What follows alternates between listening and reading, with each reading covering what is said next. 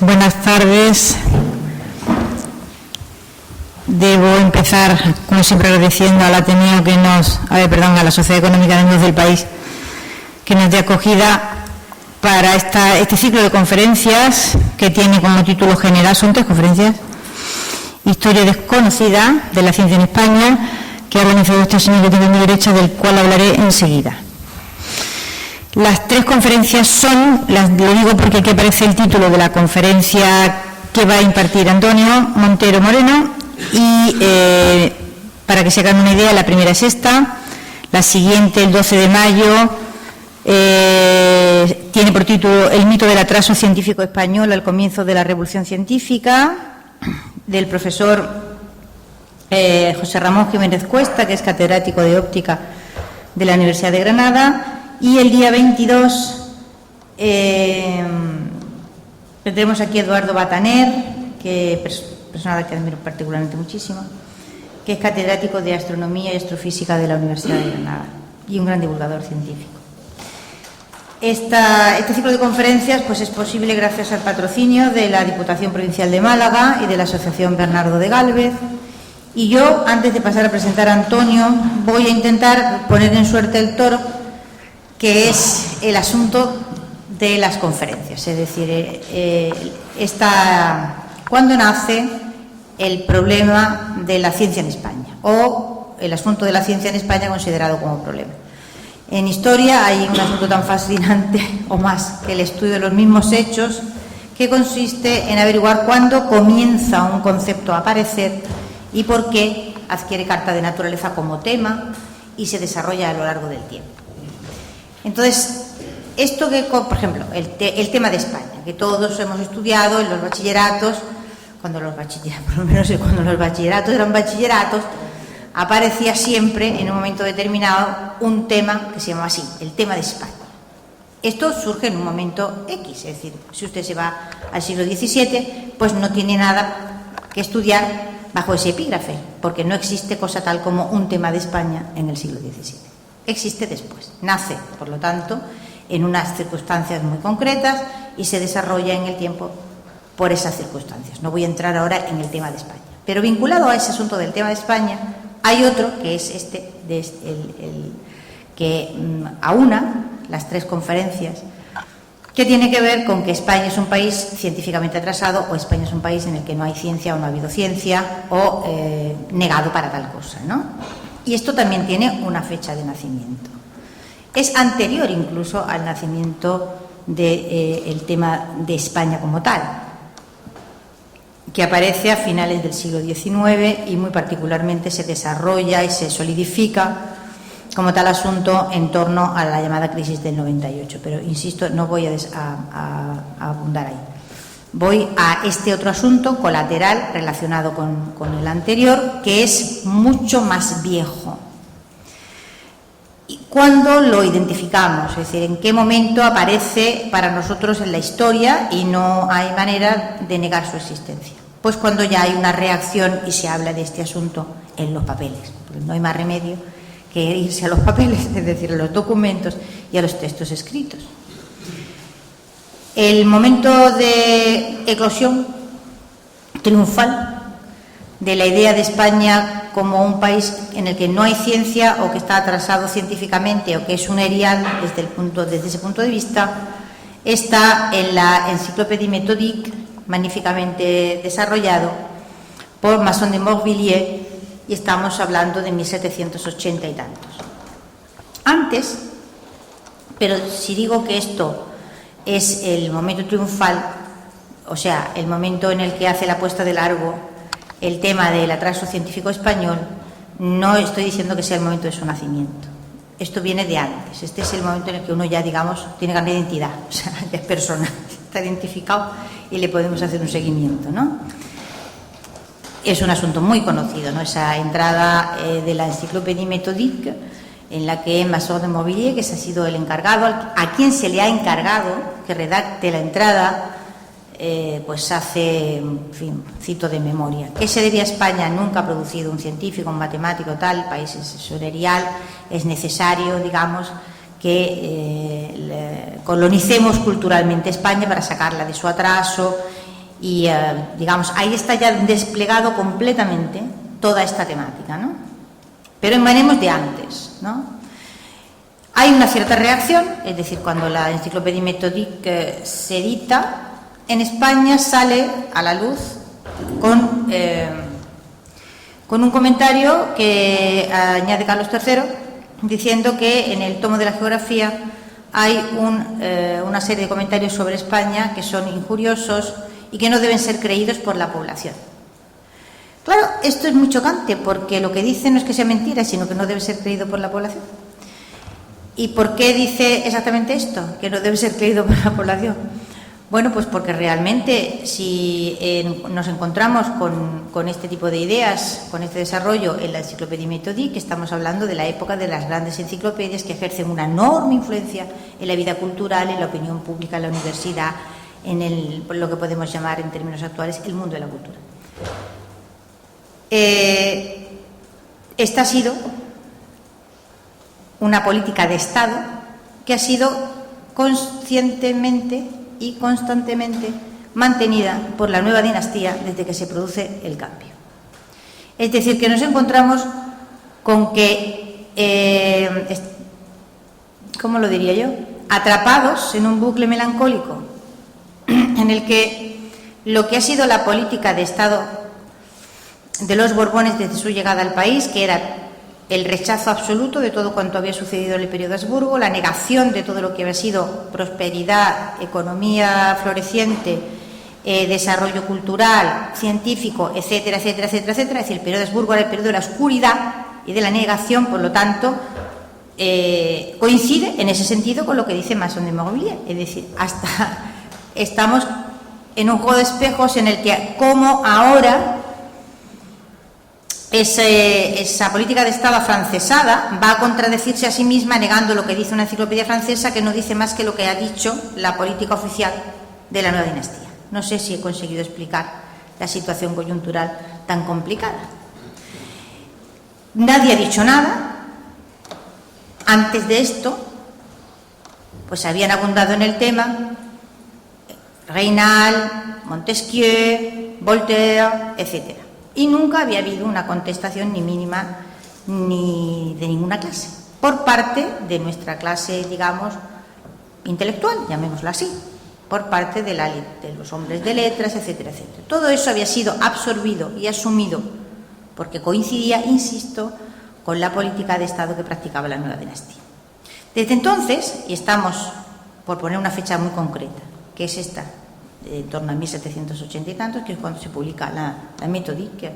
Desde entonces, pero esto ha empezado antes, como les he dicho, hay una suerte de polémica interna absolutamente disparatada, en la que unos españoles niegan por completo que exista la ciencia en España.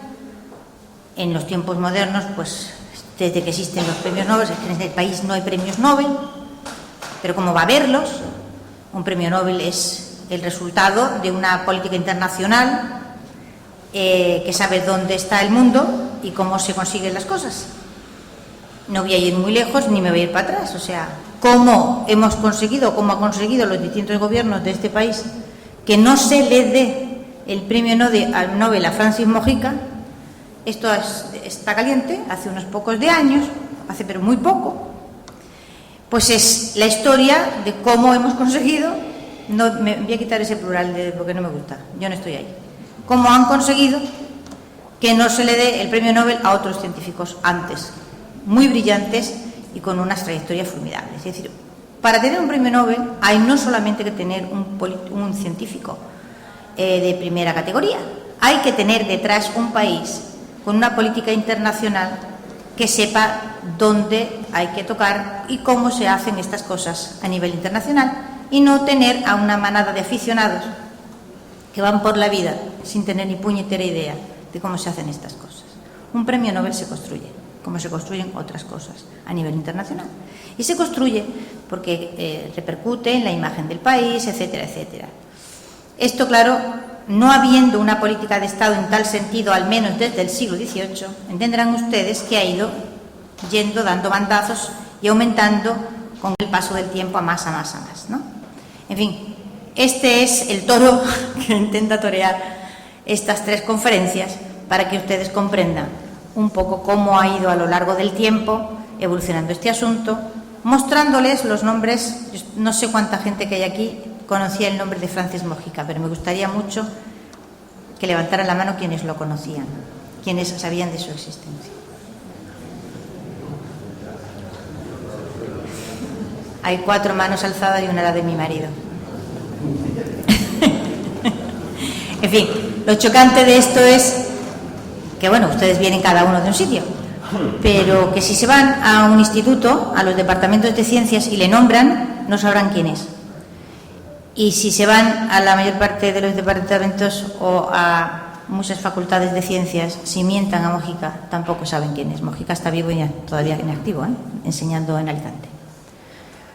La historia de cómo consiguieron los distintos gobiernos de este país que no le dieran el premio Nobel es verdaderamente un tema que viene a poner la guinda del momento actual total a esto que yo he empezado en la Encyclopédie Méthodique en torno a esta fecha, y que Antonio Montero va a situar en un momento muy especial de la ciencia española, especialmente brillante, especialmente interesante, que es este momento de la Edad de Plata, ¿no? Esto que llamamos la Edad de Plata de una manera más o menos general. Antonio va a hablarnos de esa Edad de Plata de la ciencia española, con la pregunta de, ¿es un milagro? Porque a veces se dice como que aquello fue un momentazo que hubo, oye, de vez en cuando hay una conjunción astral, ¿no? Y pasan cosas, ¿no? Lo que Antonio va a intentar explicar es que no es una conjunción astral y no pasó por casualidad. Voy a leerles brevemente pues su trayectoria como científico y como divulgador de la ciencia, y a partir de ahí comprenderán que, bueno, pues la organización del ciclo no ha podido estar en mejores manos. Antonio Montero es licenciado en Química y ha sido profesor de Física y Química en la enseñanza media, director del Instituto de Nerja. Durante más de 25 años formó parte del Seminario de las Arquías sobre la investigación didáctica de la física y de la química. Entre medias es también doctor en Química. Entre los años 2007 y 2017 fue colaborador del Instituto de Ciencias de la Educación de la Universidad Autónoma de Barcelona. Entre el 7 y el 14 colaboró con el Departamento de Física Aplicada de la Escuela de Ingenieros de la Universidad del País Vasco. Las editoriales Laya, El Cebir y del Vives han publicado libros de física y química para alumnos y para profesores, en los que él ha trabajado como autor, junto con otros. También ha publicado artículos en cuadernos de pedagogía, Enseñanza de las Ciencias, Alambique, Revista Brasileira de Física, Péndulo y otras publicaciones científicas, y ha impartido muchas conferencias sobre la historia de la ciencia en España. Y Antonio, pues yo ya aquí te dejo, te abandono, te dejo solo ante el peligro de la Edad de Plata, y espero que, en fin, estoy segura de que este ciclo va a ser un éxito. Yo estoy segura, cuando quieras.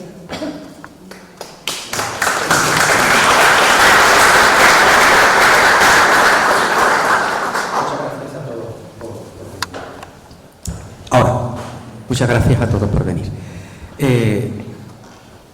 Recuerdo, yo debía estar en tercero o cuarto de carrera, cuando, con motivo de unas conferencias que estaba dándonos a los alumnos, a iniciativa de un profesor que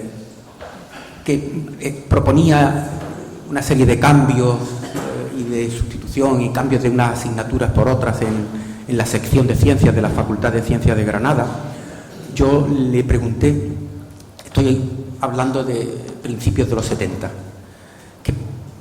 si se iba a hacer ese cambio curricular en la sección de ciencias, ¿por qué no se contemplaba la posibilidad de crear una asignatura de Historia de la Ciencia, de la misma manera que en la Facultad de Farmacia o en la Facultad de Medicina había una asignatura y un departamento de Historia de la Farmacia y de Historia de la Medicina?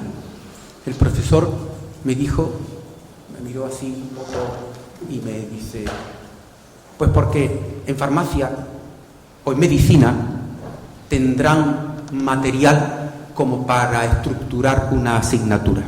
No es el caso en absoluto de las ciencias, donde, salvo en el 59, las aportaciones de Severo Ochoa y en 1906 las aportaciones de Ramón y Cajal, para darle algo más de lustre a la historia de la ciencia, de la medicina, pues no ha habido absolutamente nada.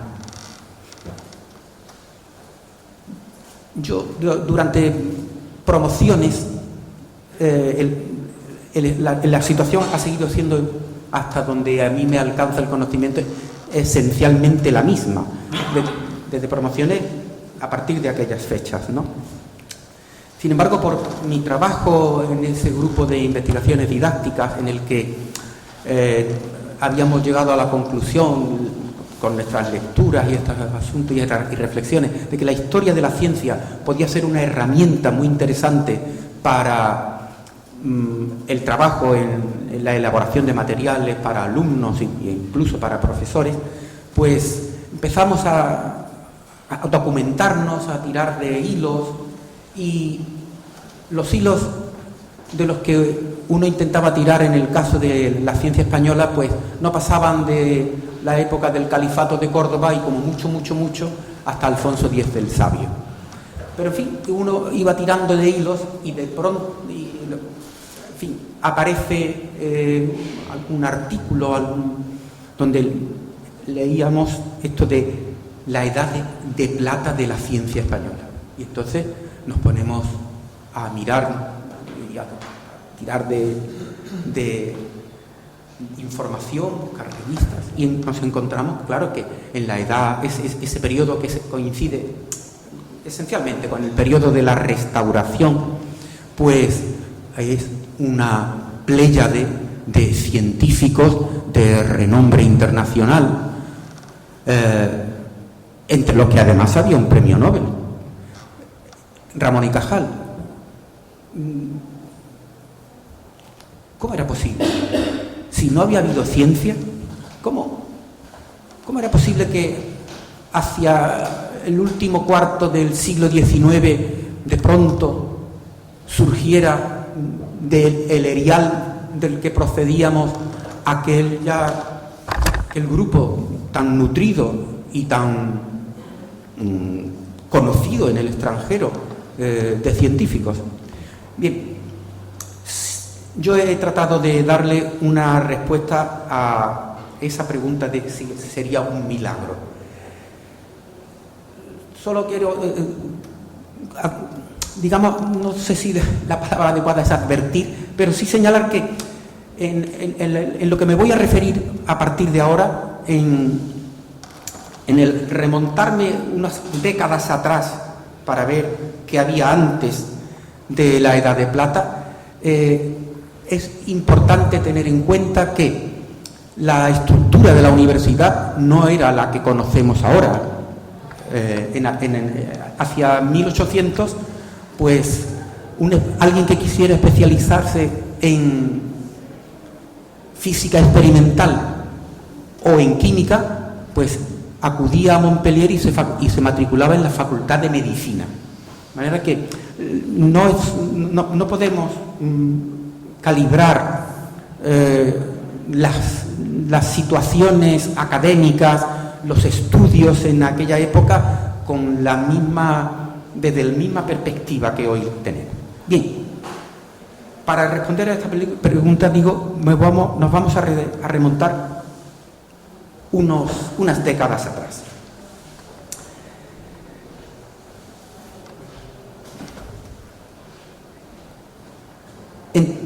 Entre 1775 y 1830 se publican en Europa 802 trabajos, 450 libros y 352 artículos en Europa y Estados Unidos. Y hay 183 autores implicados en esa obra.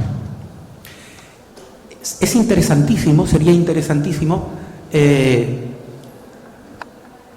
clasificar por materias esos libros, esos artículos, ver que pertenecían a la química, a la medicina, a lo que hoy diríamos física experimental, la geología, la mineralogía, tratar de contextualizar aquella situación en lo social y en lo político, aquellos tiempos de Carlos IV, de Godoy, todo eso sería interesantísimo, pero ocuparía más del tiempo que yo tenía previsto o que es conveniente dedicarle a una sesión como esta, ¿no? Y entonces he hecho una selección de científicos. La selección la he hecho pues desde la perspectiva de...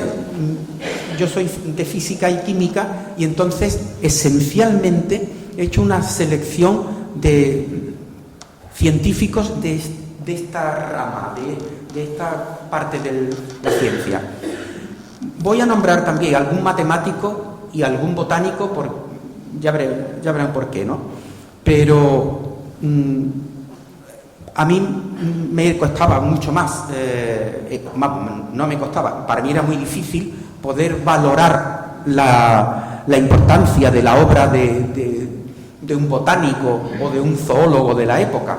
Por tanto, en fin, la selección ha sido fundamentalmente de personajes vinculados a la física y a la química, no exclusivamente.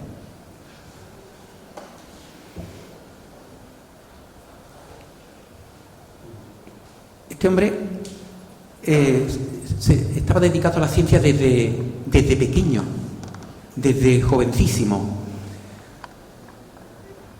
Se expresaba y podía escribir en francés, inglés, alemán, griego, italiano. Y es que en esta época en la universidad se estudiaba latín como una de las asignaturas y los científicos de la época se comunicaban entre ellos en ese idioma. Yo recuerdo haciendo mi tesis doctoral en Edimburgo, en el despacho de Maxwell, leer una carta en la que se lamentaba de que como consecuencia del cambio que se había producido en la universidad, que ahora ya se había desterrado el latín, se lamentaba un poco de que los científicos habían perdido un canal importante de comunicación. Se traducen sus trabajos a inglés, francés, alemán, con algunos errores que dan lugar a una polémica en el seno de la comunidad científica, porque hay algunos, como Biot, que estudian. Cuando digo que se citan los trabajos, no me refiero a como hoy sucede que se escriben artículos y hay una bibliografía. La cita era que estos textos se utilizaban en las universidades de los países en los que se traducían. Se traducía un libro de Antonio Martí al francés para utilizarlo en la Facultad de Medicina de París, o se traducía al alemán para que se estudiase en Basilea, sí, pero en Múnich, ¿no? O sea que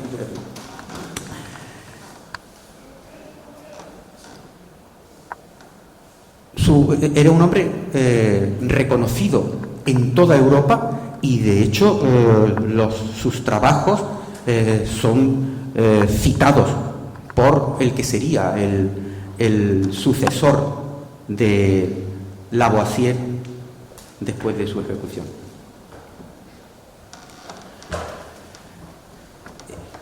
Otro personaje de la ciencia, Francisco Carbonell y Bravo.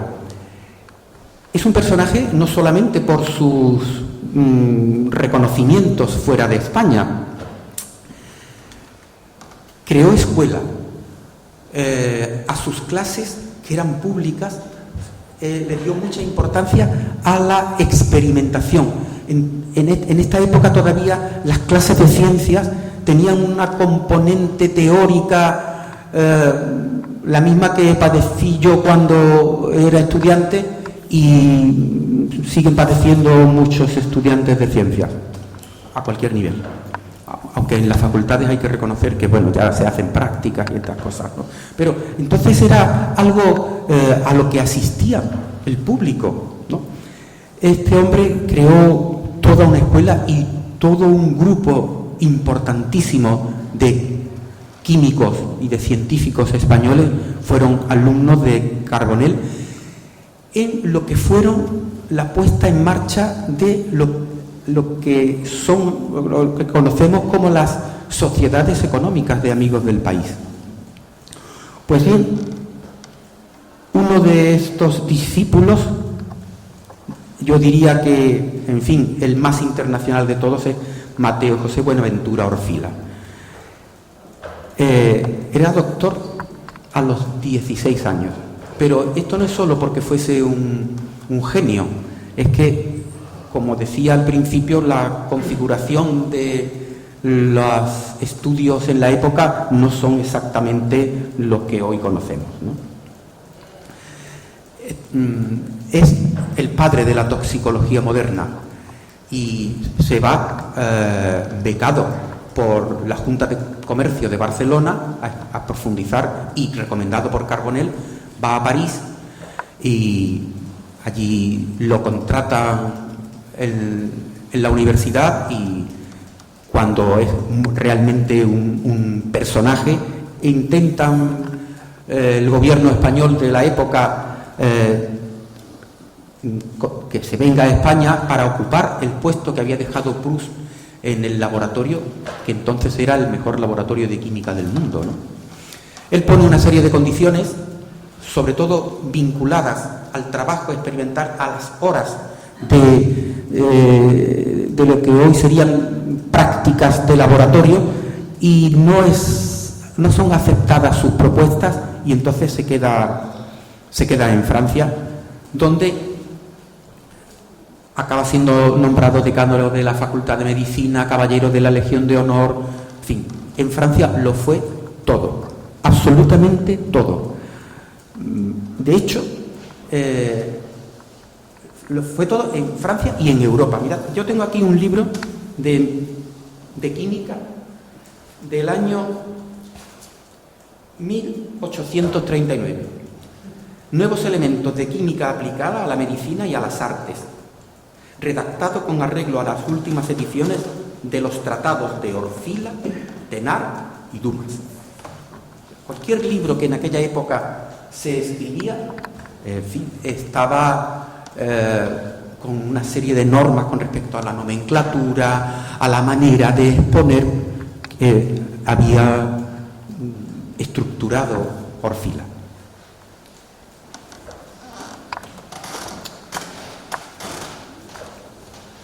Quiero referirme a la obra de Proust por un asunto vinculado, por ejemplo, a este tema de Orfila. Proust viene a España, además cobrando un sueldazo importantísimo, casi ofensivo para los que desempeñaban una responsabilidad similar a la suya en España. Y lo único, él es recomendado por Lavoisier, y Proust no escribe fuera de España ni una octavilla. Toda su obra se realiza en España, de la misma manera que Orfila había estado trabajando. La formación inicial de Orfila es en España, la formación inicial de Proust es en Francia, pero todo su trabajo desde el principio hasta el final se hace en España, donde está durante 22 años. De hecho, la ley de las proporciones definidas de Proust, que en la época significó un avance importantísimo en la sistematización de la química, fue tras superar una polémica con Berthollet. Proust es el responsable de una ley que se llama la Ley de las Proporciones Definidas, que es, digamos, un poco como contrapuesta a la Ley de las Proporciones Múltiples de Berthollet, en las que llegan a conclusiones diferentes, dispares y en apariencia contrapuestas. La comunidad científica durante 7 años estuvo pendiente de la polémica entre Berthollet y Proust, entre las publicaciones de París y Madrid. Es lo único que publica Proust fuera de España. Los investigadores que se ocupan del asunto han decidido que nunca se les hubiera ocurrido reivindicar la obra de Proust como perteneciente al acervo científico español, porque había publicado algo en Francia. Sería algo así como si Severo Ochoa hubiera publicado en los anales de la Sociedad Española de Física y Química parte de sus trabajos, y por tanto ya su trabajo, el trabajo de Severo Ochoa, pues ya no perteneciese fuera esa una razón suficiente como para no pertenecer al acervo cultural y científico norteamericano. Bien.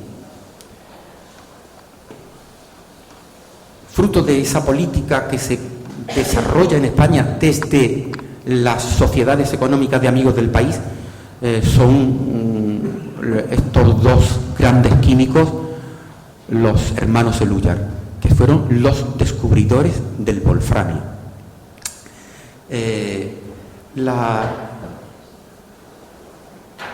La obra de estos hombres es no solamente sus aportaciones fueron el descubrimiento de un elemento químico, sino que han visitado como estudiantes de lo que hoy sería posgrado toda una serie de universidades europeas en las que sus profesores acaban admirándolos y acaban tratando de que se queden en sus países.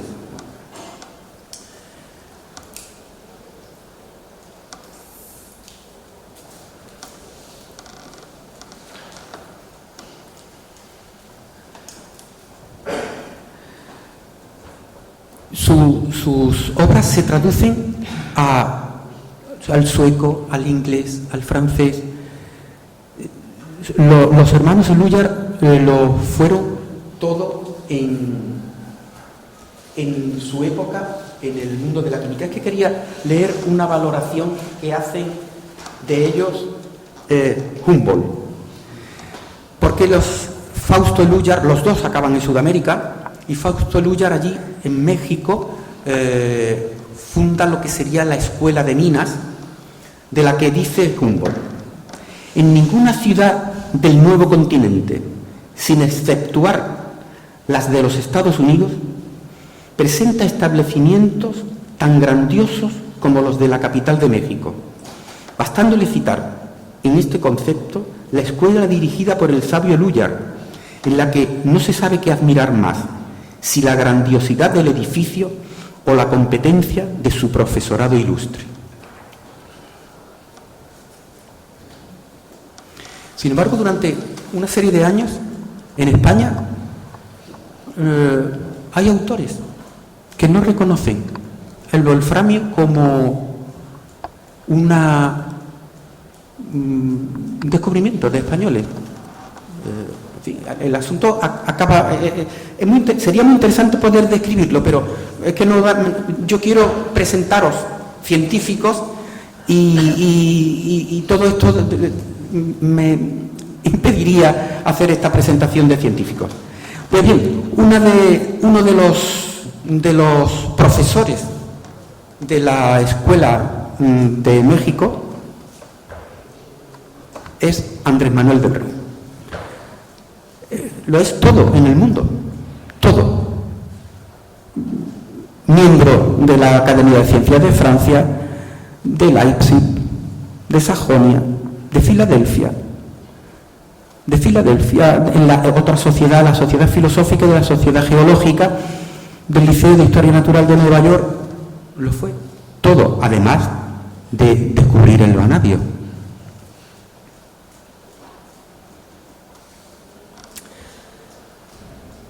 Debió ser el año 79, el 79 o el 80, recuerdo en una viaje familiar a Perpiñán, que al pasar por una de sus plazas, el familiar que iba de Cicerone, ¿sabes quién es? Era Arago. Pues sí, Arago es un físico. Yo lo conocía porque en la facultad había estudiado algo, porque había sido un pionero en el estudio de las relaciones entre las corrientes y los imanes. Y le dije esto. Entonces el tío Pepe el tío José llamó a un chavalín, equivalente a de lo que podría ser hoy un niño de primero, un muchachito de primero de la ESO o de final de la enseñanza primaria. Le dijo, dile, ¿qué sabes de Arago? Y el niño me contó allí toda una serie, estuvo unos minutos hablándome de Arago. Y yo le pregunté, ¿pero esto lo tenías preparado cuando ya eso? Dice, no, esto es lo que estudian en la escuela de este hombre.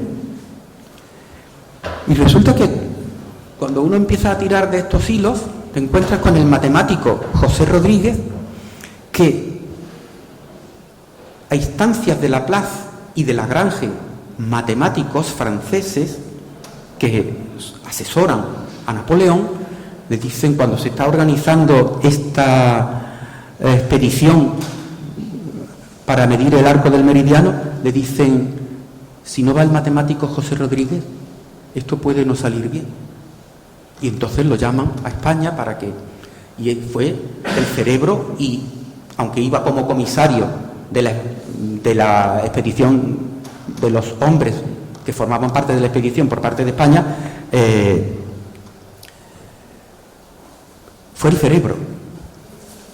Yo cuando me enteré de esto, le preguntaba a compañeros de matemáticas, ¿sabéis quién es José Rodríguez? ¿José Rodríguez?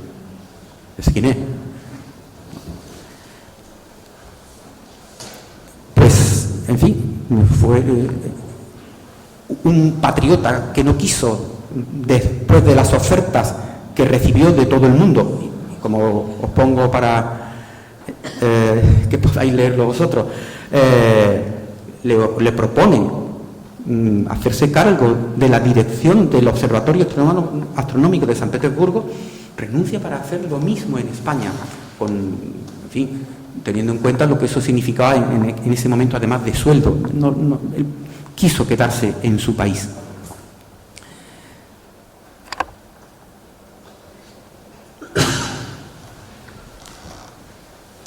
Este hombre, yo creo que es la primera vez que se va a hablar de él en público. José de Mendoza y Ríos. Como veis, es miembro de la Academia Francesa, miembro de la Royal Society, miembro de la Real Academia Sueca de Ciencias. Inglaterra lo reivindica como uno de sus sabios más importantes, porque tuvo que, con la historia, por decirlo, eso de historia va entre comillas, los conflictos entre liberales y afrancesados, tiene que salir de España. En fin, esta es una época en la que, como consecuencia de estos conflictos políticos, España no solamente es que tenía científicos aquí, es que los exportaba, y muchos aterrizan en Inglaterra. Por ejemplo, ¿no? Del que, en fin, era una figura absolutamente desconocida, ¿no? Agustín de Betancourt. Este hombre, su formación inicial es en la Sociedad Económica de Amigos del País de Canarias. Y, en fin, era un hombre que hablaba español, latín, francés, ruso, alemán e inglés.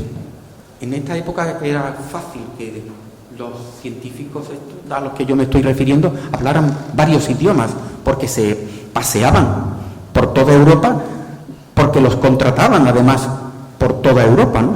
Este hombre, Agustín de Betancourt, menos el Volga, lo diseñó todo en Estados Unidos, en Rusia, todo, desde San Petersburgo a Kronstadt, o sea, Y además, no solamente diseñaba ciudades, sino todo el sistema de transporte, de carreteras del Imperio ruso estuvo diseñado por Agustín de Betancourt.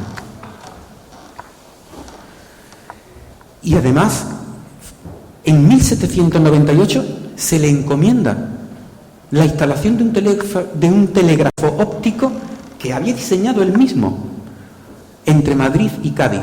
De nuevo, toda una serie de valoraciones por parte de los políticos hicieron que este proyecto no llegase a buen puerto.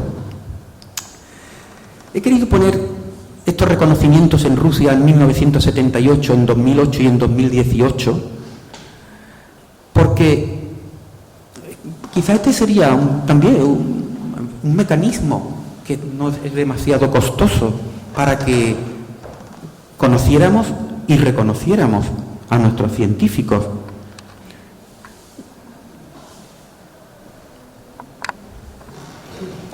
Este es un botánico.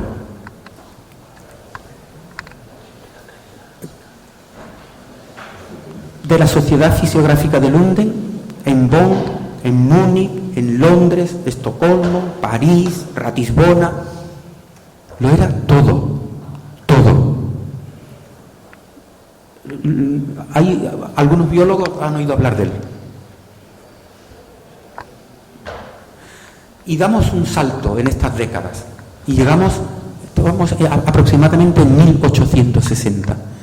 En el año 1860 tiene lugar el Congreso de Karlsruhe. Ese es el congreso que más influencia ha tenido en el desarrollo posterior de la ciencia. En el Congreso de Karlsruhe la comunidad científica se reúne para decidir si las explicaciones científicas se dan a partir de ese momento, se hacen a partir de ese momento en términos de equivalentes químicos o en términos de átomos. 12 países, los 12 países que partían el bacalao científico en la época, se reúnen para tomar una decisión con respecto a este asunto, en la que hay un español, Ramón Torres Muñoz de Luna. Hay un español que además es miembro de la Sociedad Química de París, de la Academia de Ciencias de Nantes, en fin, reconocidísimo en toda Europa y un experto tanto en la teoría de los equivalentes químicos como en la teoría atómica, porque España era un país que asistía a estos eventos internacionales porque además pintaba mucho en el concierto internacional todavía.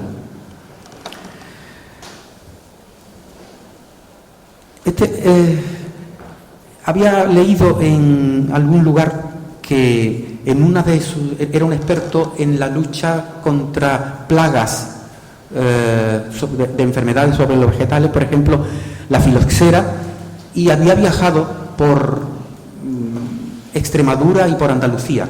Y en uno de estos viajes viene a Málaga, donde está su hija, y había leído que falleció aquí. En fin, fui al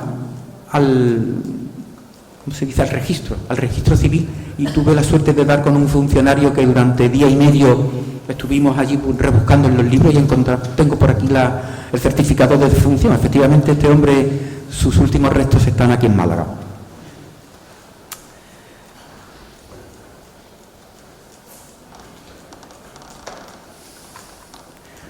Por terminar con científicos de esas décadas, Magín Bonet y Bofill, Acisclo Fernández Ballín. Acisclo Fernández Ballín había sido catedrático de matemáticas, pero por todas sus aportaciones acaba siendo miembro de la Academia de las Ciencias, y este es su discurso de entrada en la Academia de las Ciencias. Cultura científica en España en el siglo XVI. Esto es un disfrute.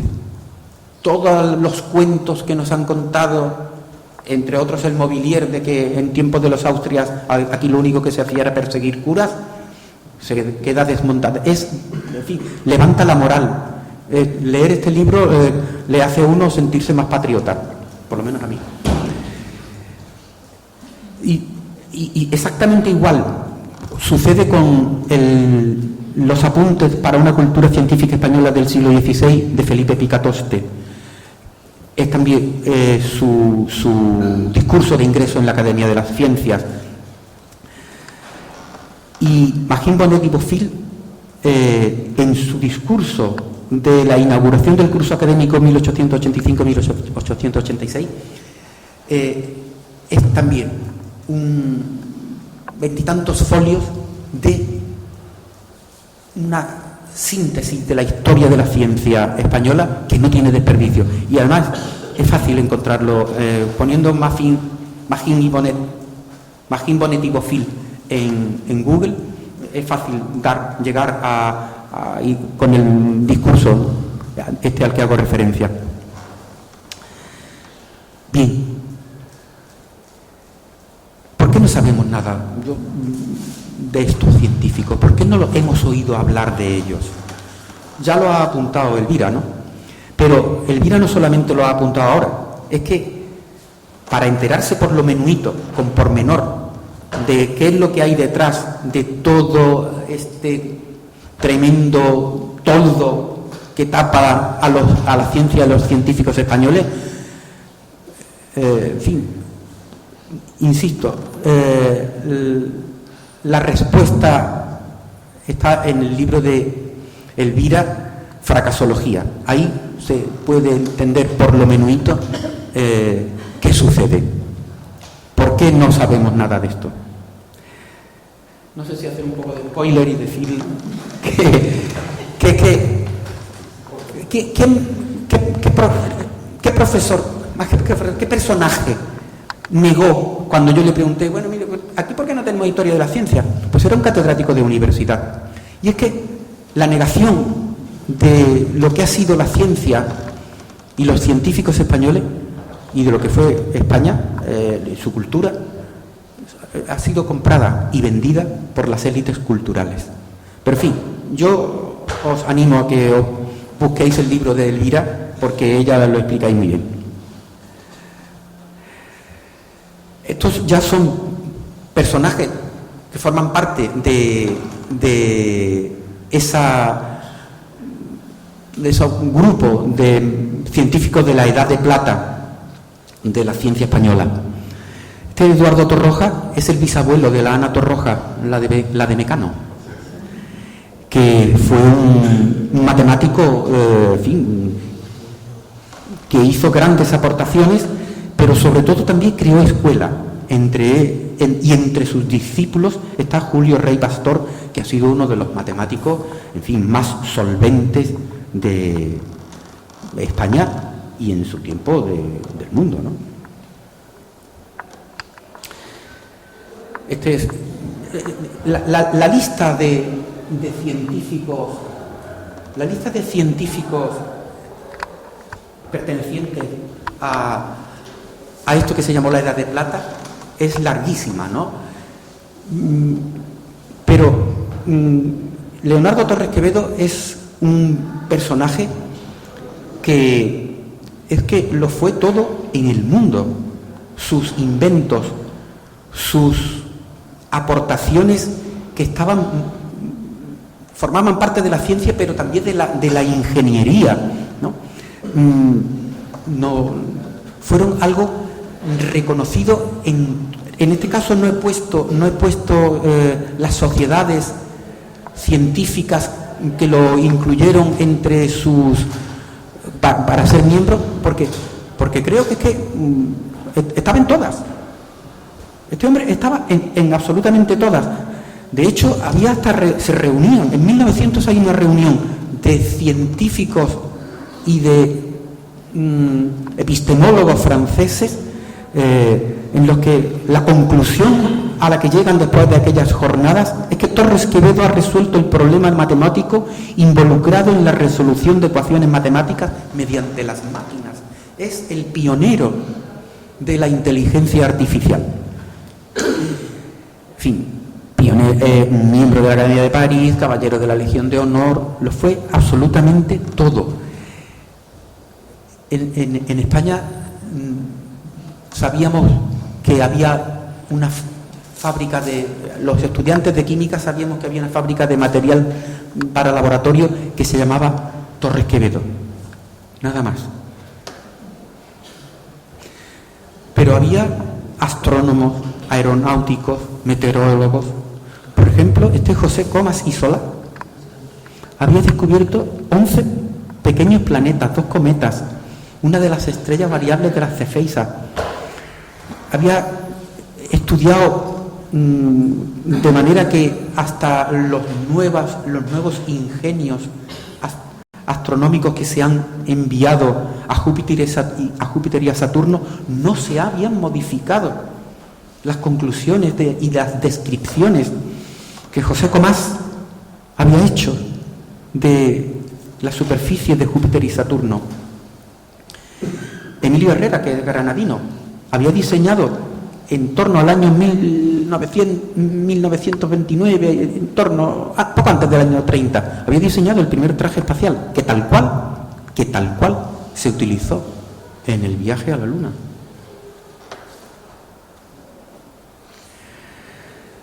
Blas Cabrera fue uno de estos hombres de la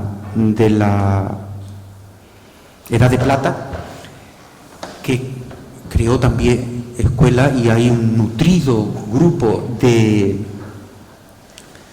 físicos que fueron discípulos suyos y que lo fueron todo en el mundo, como Julio Palacios, Arturo Duperier, Miguel Catalán. Estos hombres lo fueron absolutamente todo. Blas Cabrera es también miembro de las sociedades científicas de medio mundo. En el año 1929 lo hacen miembro de la Academia de Ciencias de París, y en el año 1932 lo nombran doctor honoris causa de Estrasburgo a propuesta de 2 premios Nobel, amigos suyos, colaboradores, compañeros de un montón de trabajos y de congresos, el Congreso Solvay, en fin.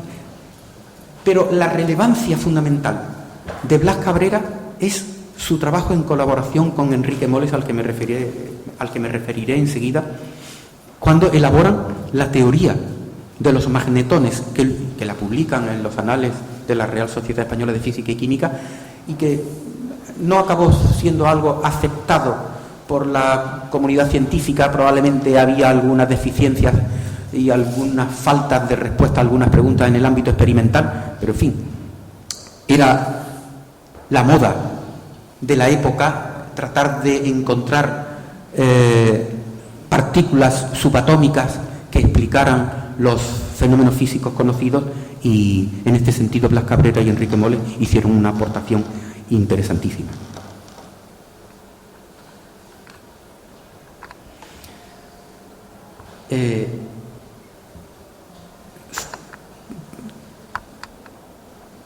Fueron Eugenio Piñerúa, José Casares, que además fue presidente de la Real Academia de Ciencias de España, Gregorio Rocasolano, todos fueron personajes conocidísimos y que formaban parte de la mayor parte de las academias científicas europeas, y además expertos y referentes mundiales en sus materias. Por ejemplo, Gregorio Rocasolano era experto mundial en coloides y era un referente en sus trabajos. O José Rodríguez Mourelo era otro hombre que pertenecía a todas las academias de ciencias de Europa, y que pertenecía también a lo que entonces se llamaba Sociedad Malagueña de Ciencias, que probablemente fue el germen de lo que hoy es la Academia Malagueña de las Ciencias. José Radón, Juan Manuel también era otro científicos, en fin, de los que no he podido dedicarle ni un minuto. José Rodríguez Carracido.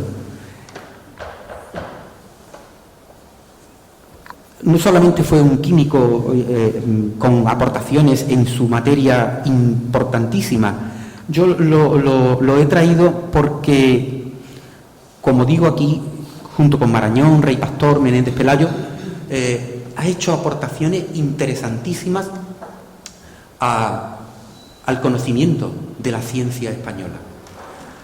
La ciencia española, el rescate se ha hecho siempre por científicos en fin, que habían destacado mucho en el ámbito de su campo de investigación, como pasaba, por ejemplo, con Enrique Moles. Enrique Moles, en su época, fue el químico más conocido de Europa y más popular de Europa. Esto puede parecer una cosa así que se puede decir fácil, pero voy a tratar de justificarla de alguna manera.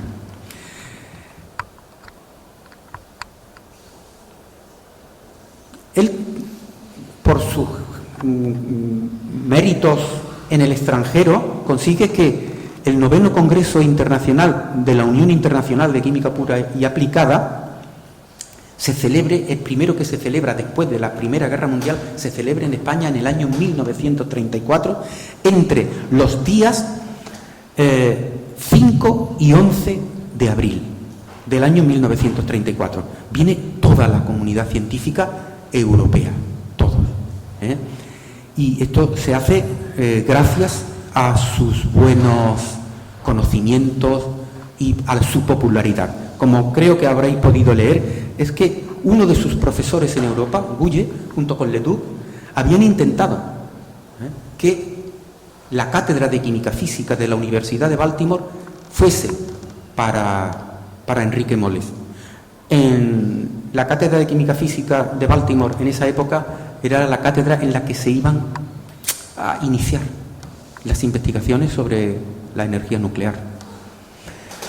Y Enrique Moles visita Baltimore, visita la universidad, está allí, pero regresa porque él no quiere desvincularse de todo el trabajo con discípulos, con una escuela que había ido creando y todo el trabajo que se está haciendo en el Laboratorio Nacional de Física y Química que se había puesto en marcha gracias a la fundación, o con la ayuda, mejor dicho, de la Fundación Rockefeller. El día 10 de abril de 1934,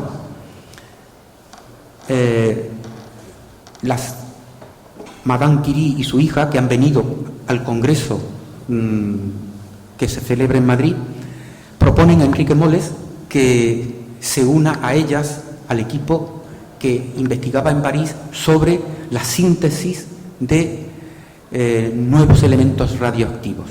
Ellas quieren que se una Enrique Moles porque en su tiempo Enrique Moles no era un experto en determinación de pesos atómicos, era el experto mundial en determinación de pesos atómicos. Y claro, ellas venían con frecuencia a hacer cursos con él, aquí a Madrid, y a que él les ratificara conclusiones, trabajos, porque era además un manitas en el laboratorio, ¿no? Y era el experto mundial, como digo, en determinación de pesos atómicos. Y claro, a ellas les interesa, están trabajando en la síntesis artificial de elementos químicos, les interesa tener allí a un experto, porque en esa época, para decidir si se trataba de un elemento químico nuevo o no, era el peso atómico, digamos que el baremo que decidía sobre si se estaba frente a un nuevo elemento químico o no. Y este era el experto. Me contaba don Adolfo Rancaño, que fue catedrático de Química Física de la Universidad de Granada, y del que tuve el honor de ser amigo, que había ido a la residencia de estudiantes con Enrique Moles a entrevistarse con las Curie. Dice, ¿cómo ha ido la reunión? Y pero creo que acabo de renunciar al premio Nobel. Efectivamente, el equipo de Lasquirí, en el año 1935, estamos hablando del día 10 de abril del 34, en el 35 recibieron el premio Nobel. Y Enrique Moles sabía que sí, hubiese podido estar entre los agraciados con él. En fin, de hecho, cuando se tiene que exiliar, como tantos, cuando se inicia la guerra civil, él se hospeda en un apartamento que le buscan en París los esposos Curie. Era amigo personal, además. Y había un detalle que se me ha escapado antes y que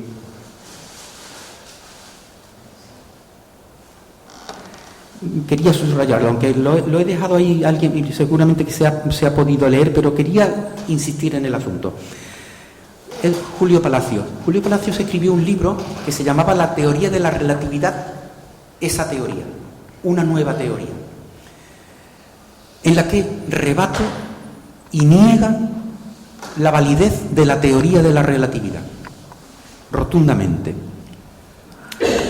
Pero hasta la década de los años 80, después de Einstein, es el segundo físico más citado en relación con la teoría de la relatividad. Es un poco el caso al que antes me he referido entre Proust y Berthollet, que hay una polémica en la que participa poco menos que toda la sigue la comunidad científica, y el único físico que negó la validez de la teoría de la relatividad fue este español, Julio Palacios. Y, en fin, quería destacar que ha sido probablemente una de las personas que más ha contribuido, como consecuencia de esa polémica en la que participan mucho más la comunidad científica, uno de los artífices del afianzamiento de la teoría de la relatividad.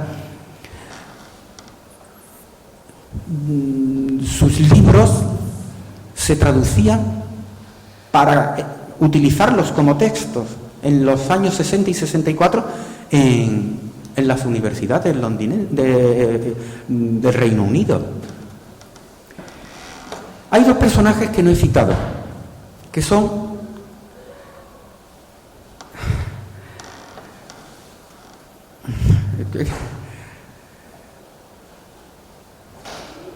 Isaac Peral y Ricardo y de la Cierva. No los he citado porque hablar de estos científicos a mí por lo menos me resulta absolutamente imposible hacerlo sin hablar de política. Pero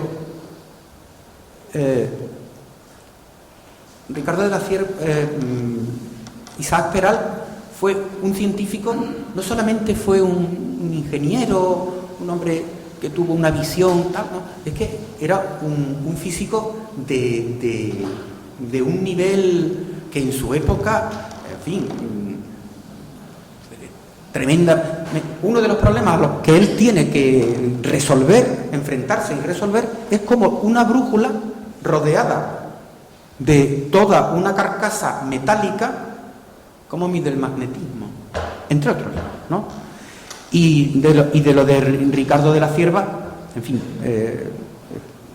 los gobiernos republicanos se tuvo que ir a vender su ingenio a Estados Unidos, donde inmediatamente en Nueva York es el instrumento que se utiliza por el servicio de correo.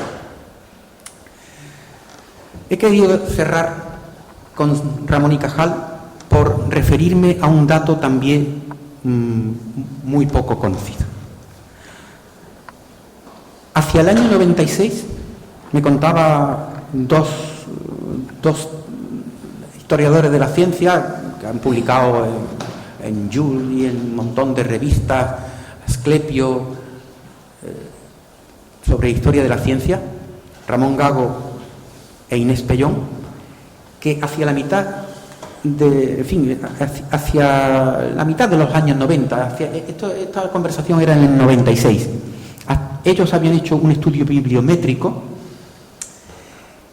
en el que 90 años después del premio Nobel, que es en 1906, en 1996, es decir, casi 90 años después, Ramón y Cajal es el científico más citado del mundo, incluyendo los clásicos de la mecánica cuántica, Planck, Sommerfeld, Bohr, Schrödinger. Has citado que todos estos. Y bueno, ya de paso, pues estos no son químicos ni físicos, pero Nicolás Achúcarro, Simarro, Pío del Río Ortega y Francisco Tello, pues fueron discípulos de Ramón y Cajal y lo fueron todo también a nivel internacional. Bien, pues con esto espero haber contribuido un poco a por lo menos zarandear esa idea de que en España no ha habido ni ciencia ni científicos. Muchas gracias.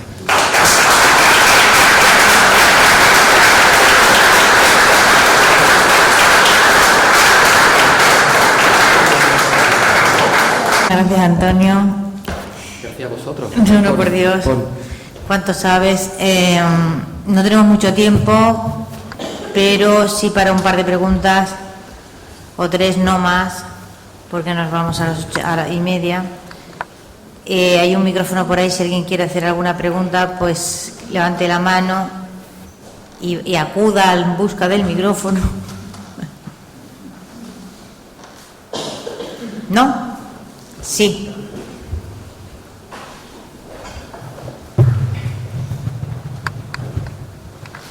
Como dicen en Málaga, creo que han dejado ustedes al mejor cerdo sin bellotas.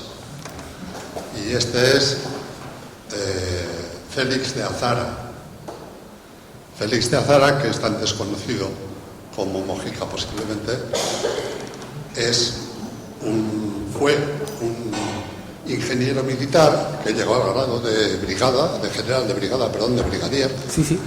Y que él solo en Paraguay y en Argentina, sin ninguna formación de botánica, llegó a descubrir las leyes de la herencia y el inicio de lo que eran las leyes de Mendel y por qué las enfermedades a través del albinismo se propagaban no solo en personas, sino en animales de una generación a otra. Sí, pero ¿cuál es la pregunta? Es que no.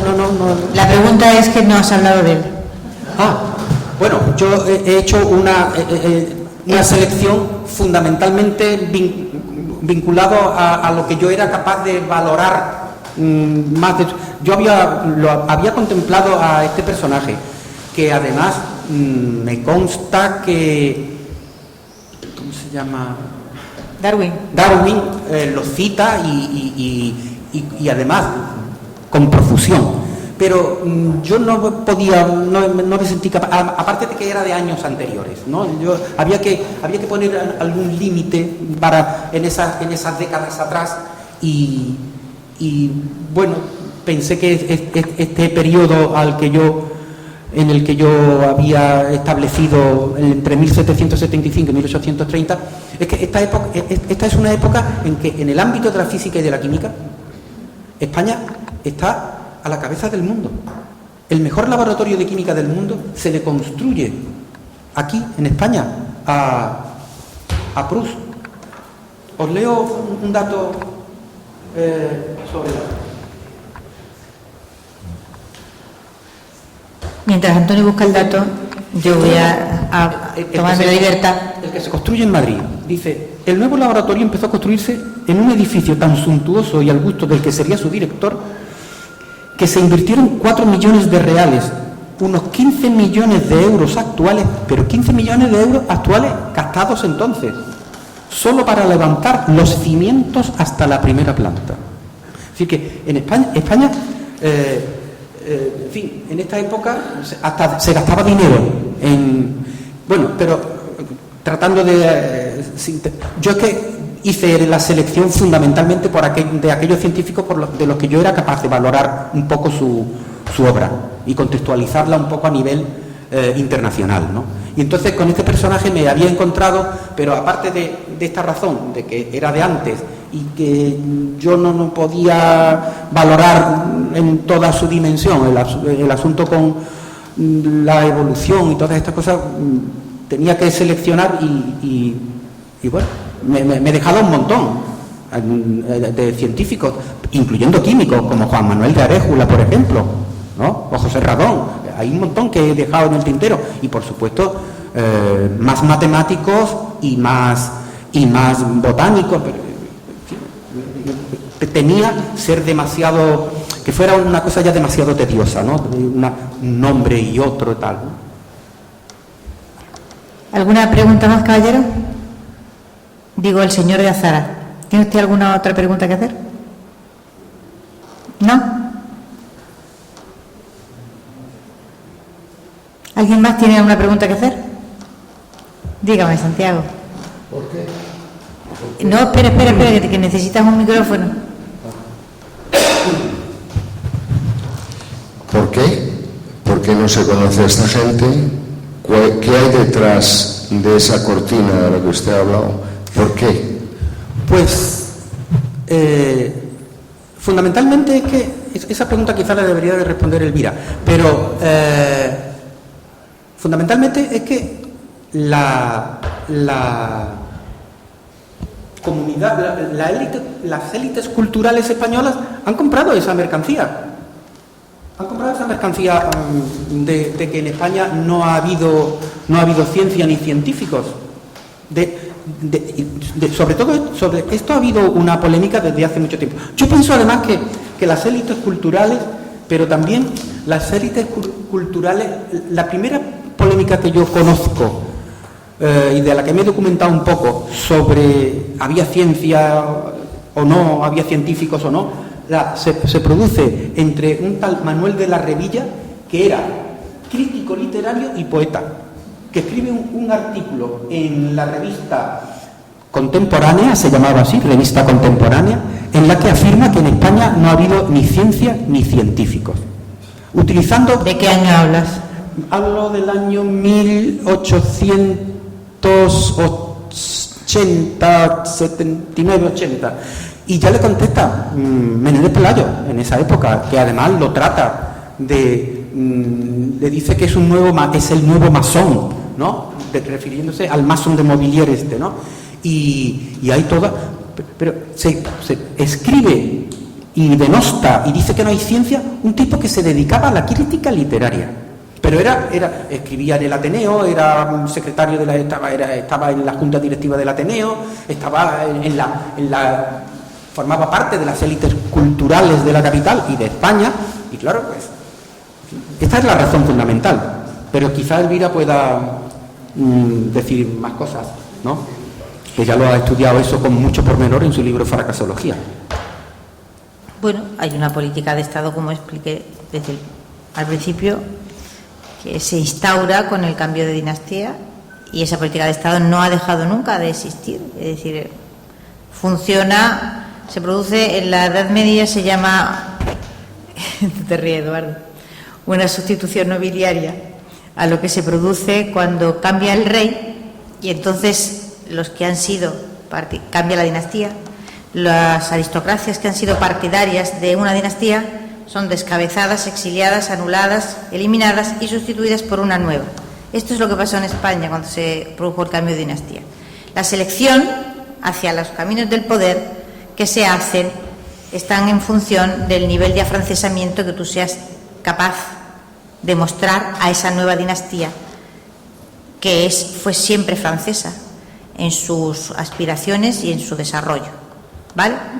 Entonces, evidentemente, tú creas unos caminos hacia el poder, o estás adecuadamente afrancesado, es decir, o adecuadamente repites y te crees y te conviertes en tu país en un apóstol de esa política de Estado que conviene a los Borbones, siempre franceses, o te exilias al exilio interior o al exilio exterior, pero tú no vas a ningún sitio. Es decir, por ejemplo, lo de Masón de Mobilier, la respuesta del Estado ante eso es verdaderamente penosa y ridícula. El que con más fervor interviene es Cabanillas, que está en París en ese momento, y el que tampoco se ha referido a Antonio, porque no corresponde al periodo que le interesa a Antonio, ni a sus... Y Menéndez Pelayo también le contesta. No, perdón. ¿Está hablando de Móvil? No, estoy hablando de Móvil, estoy hablando del tiempo de Carlos III. Vale. Entonces, en ese momento, ¿quién va a contestar a esto? Si es que esa ha sido la política de Estado que se ha seguido desde que la monarquía se implantó. Entonces, tú tienes que, al cabo de 2 o 3 generaciones, ya no existe el mundo anterior. Simplemente. Es que nosotros tenemos 3 o 4 distorsiones. Y una de esas distorsiones es el corte violento. Y cuando digo violento, en todos los sentidos, que se produce en ese cambio de dinastía, que no es una guerra de sucesión, es una guerra mundial y no es un cambio de dinastía cualquiera, es que viene a reinar a España la dinastía que ha sido la mayor enemiga de la dinastía anterior y que se encarga de borrar todo lo que habían sido los logros del periodo Habsburgo. Pero claro, lo que hay que borrar es el siglo de oro, que no es cualquier cosa.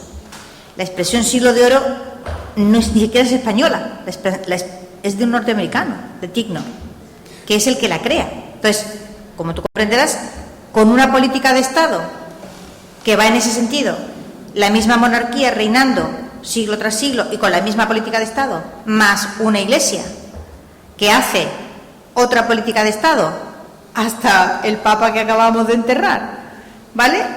Convirtiendo el ascasianismo, es decir, la barbarie en América, como su doctrina oficial. Usted entenderá que juntas estas dos cosas, ¿vale?, y son el trono y el altar, colaborando a la destrucción no solamente de un enorme imperio, sino también de una comunidad enorme. No te extrañe nada, es decir, lo raro es que sepamos algo. Lo raro es haber sobrevivido, vamos, es un milagro de Dios. Y no vayan a pensar que es que se esmeraban mucho en su argumentario. Voy a leer el final de ese artículo del Mason de Mobilier. España es la nación más inculta, la más perezosa y la más débil de Europa. Esto lo está escribiendo a finales de 1780 y tanto, 86. Entre las causas se pueden incluir de manera destacada la gran cantidad de frailes y monjas que existen en ese país. El tipo no es que tampoco se comía mucho el coco, ¿no?, en su razonamiento. ¿Hay alguna otra pregunta más? Yo quería añadir que la verdad tenemos que alejarnos tanto, ¿no?, que si hablamos de Moles, de Blas Cabrera, que lo hizo, son los represaliados, todos los represaliados que tuvieron que salir en la República. Bueno, quiero decir con el franquismo, ¿no?, después de la República. Entonces es una situación que de borrar todos aquellos personajes que políticamente no nos han interesado. Y el caso de Moles, como has comprendido, es realmente dramático. Una persona que vuelve con la promesa de tener un trabajo y vuelve para salvar la química y la ciencia en nuestro país y vuelve ya encarcelado.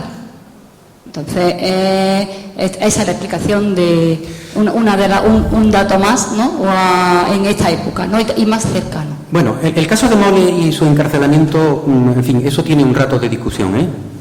No sé si... Es que el hermano de Enrique Moles, Juan Moles, era el ministro del Interior, en cuyo despacho se decide y se planifica el secuestro y asesinato de Calvo Sotelo. Estamos hablando de una época, y él regresa en el año 1942, claro, y lo primero que hacen es meterlo en la cárcel, pero al rato está en la calle, a los 6 meses. Lo que pasa es que, en fin, no podemos... Era una época muy, muy complicada, ¿no? Enrique Moles, yo tuve la suerte de hablar con su hijo y tuve la suerte de hablar con su nieta, y desde luego su hijo me hablaba de que su padre nunca terminó de sentirse. Él valoraba que su situación estaba muy vinculada a todo lo que había supuesto, todo el meneo que había supuesto una guerra civil. Y Y cuestiones personales y también, que, claro, delicadas él asuntos personales. él había sido también víctima de aquel terremoto. Pero también quería señalar que cuando empieza la guerra civil se van todos los científicos, no los de aquí ni los de allí, entre otras cosas porque los que estaban en el gobierno, en fin, eran los que estaban en el gobierno. Julio Palacios lo meten en la cárcel del tirón, porque además, como era monárquico, pues a los que estaban en ese momento en el poder, que eran los del Frente Popular, no les gustaba el monárquico y no se lo cepillaron porque, en fin, por amistades y, en fin, que el hombre tuvo y tuvo la suerte, ¿no? Lo mismo que le pasó al hijo de Moles, ¿no? O sea que, en fin. Sí, pero quiero decir que este corte no es una extraña cosa. Esto ha ido sucediendo una y otra vez, porque, bueno, ¿a quién responsabilizamos de lo sucedido con Mojica? En otro orden de cosas. Es lo mismo que pasa cuando hablamos de la industrialización en España, ¿no? Se olvida, España siempre es un país atrasado hasta que viene el gobierno tal que hace la primera o segunda industrialización, ¿no?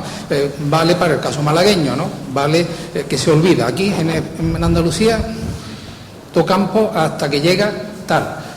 Bien, se hace tabla rasa de lo anterior para colocarse el mérito de lo nuevo o lo poco que se haga. Vale, ¿no? En cualquier caso, es interesante ver los momentos de fractura, ¿no?, que hemos visto aquí, que coincide en guerra peninsular, vemos lo que es Fernando VII, vamos, la década ominosa, tal, vemos la Primera República, vamos cuadrando momentos en los que parecía que podía haber algo y de pronto se borra todo y se aniquila, se exilia, etcétera, etcétera, ¿no? Y no hace falta decir que la guerra civil fue un fracaso monumental, ¿no? Vamos, y rescatar a estos científicos pues ha sido desgraciadamente demasiado tarde, ¿no? Vamos, recuerdo algunas exposiciones de hace 15 años, 20 años, recogiendo toda la labor de la, vamos, el original del CSIC, etcétera, etcétera, y hablando y rescatando a esta figura, ¿no? Hace poco, hace unos años, la figura de Negrín, no como político, sino como discípulo. Entonces dice, bueno, pues es dramático en nuestra historia. Si no está en un lado, borra el otro lado, ¿no? Dígame, caballero, que está usted ya al final, detrás, y se le ve poco. Varias observaciones que quisiera hacer. De toda la lista de científicos olvidados que ha mencionado usted, ¿cuántos se quedaron fuera del país por cualquier razón? ¿O cuántos estuvieron aquí? ¿Cuántos se quedaron? Creo que casi todos. No ha habido, salvo en algún caso, razones, digamos, políticas objetivas que les hayan expulsado del país. Segundo, en toda Centro Europa, que es culturalmente el ámbito donde todo esto se ha respetado y generado y crecido, hasta casi la última ciudad importante tiene su propia academia, de lo que sea, de música, de ciencias, de la naturaleza, desde siempre. Entonces, nosotros hemos tenido, creo, una constelación de científicos estupendos, respetados, valorados, con una serie de trabajos que se han considerado fuera más que aquí por las razones que sean. Esto es una constelación de hombres, de personas, mujeres muy pocas, por cierto. Pero realmente se ha consolidado estructuras de ciencia en cada una de estas academias, ciudades, lo que sea, en España, no. No lo hubo. No lo hubo. Lo hubo fuera, y por eso se fueron fuera, y por eso se reconoce fuera. Y por eso se estima fuera, porque son además objetivos valorando lo que hay donde esté. Ese es uno de los problemas. Todavía lo sigue siendo. No mola algunas de las consideraciones que se han hecho aquí. En fin. No sé cuál es su opinión, pero me gustaría sobre esto, que es una observación, una apreciación subjetiva, personal mía. Creo que está bastante fundamentada en el objetivo histórico, científico y que hay ahí. Bueno, de todos los que yo he citado, el único que se va y se queda en Francia para siempre es Orfila, Los demás, todos han estado aquí, ¿no? Hay otro más que cito que temporalmente se tiene que ir y trabaja en la Royal Society, pero su trabajo lo había hecho aquí en España, y en esta época en la época en la que ellos están en activo, ¿no? Son reconocidos en España y son personajes en España. Torres Muñoz de Luna, había solicitudes de miles de alumnos para inscribirse en sus clases, 2.500 alumnos, 2.700 alumnos, eran conocidos en el mundo de la cultura, ¿no? Eran gente muy reconocida y gente muy apreciada, personajes reconocidos y apreciados.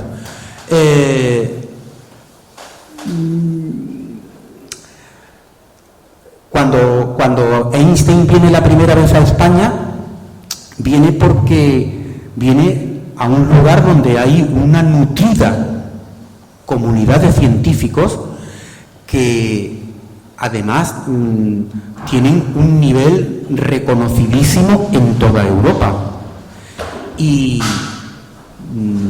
el rey los recibe y el homenaje se le hace en el Hospital Real frente a más de 2.000 personas, ¿no?